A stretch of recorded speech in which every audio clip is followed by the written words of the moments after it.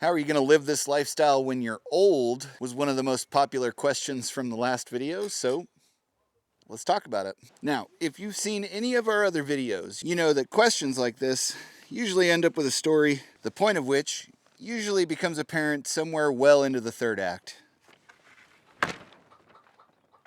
Automation. My second job out here was on a cattle ranch working for an old man named Will.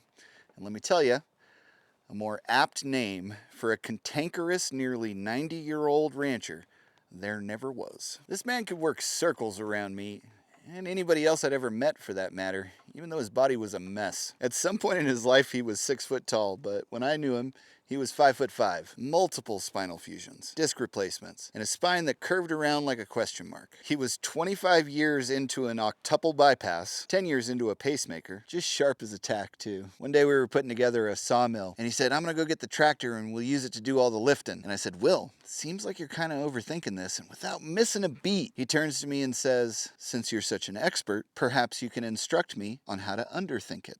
Will's 320-acre ranch butted up to a massive 5,000-acre ranch owned by none other than 90s B-flick action superstar Steven Seagal. He raised Himalayan yaks and buffalo on this property. He even had a white one. Beautiful animal. Now, I'm not sure on the history, but something happened that made Steven Seagal into Will's arch nemesis. And the best part was it was totally unclear whether or not Seagal was even aware of the feud. We'd be out on the property and dig up an old tree stump with the excavator. I'd say, "What do you want me to do with this?" He'd say, "Send it to Seagal!" Or we'd clear out a bunch of muck from the irrigation ditch. I'd look at him like, and I knew exactly what he meant when he went, every time he'd dump a bucket load over that fence. He'd just have the biggest smile on his face. He loved it like a fat kid loves cake. He'd also been married for over 60 years and had 4 kids with a lovely lady named Sally. Sally would spend all day baking bread, and making cookies, canning jellies and jams, tending to the garden, basically taking care of whatever needed to be taken care of around the house. I asked her one day why she worked so hard at doing all of these things, and she smiled and said, "Doing all these things allows me to give Will the life that he wants." And on another day, out in the middle of a field, I asked Will the same question. And wouldn't you know it, he had the same answer about Sally.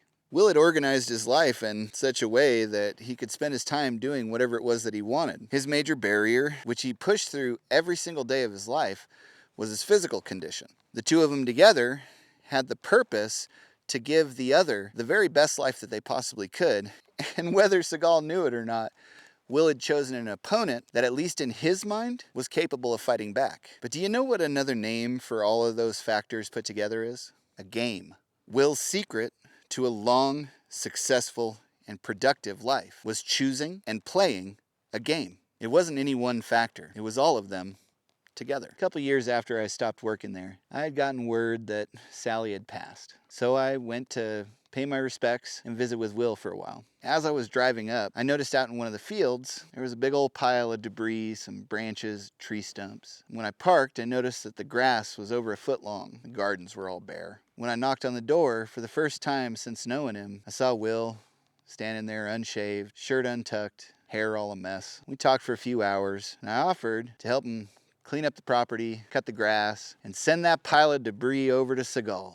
And he said, no need. And I could tell he had lost his purpose. So the game didn't much matter anymore. Although, true to his character, he did find a new game. I read about it in his obituary. He would load up his pockets full of pliers and screwdrivers and all kinds of different tools to trick the scales and his doctors into not finding out about his weight loss. I can't even begin to explain just how Will that was. It seems like for most people today, life is all barrier, all opponent. They never really get to explore the freedoms they have, nor do they ever get to develop and follow a strong purpose. In my opinion, modern life has stolen your game. How are you going to live this lifestyle when you're old is the wrong question. The right one is, what kind of game do you want to play? And how are you going to balance your freedoms and barriers, your purpose, and your opponents? My entire plan for the future is to play the game like Will. And if you can figure out how to do that as well, the rest is going to sort itself.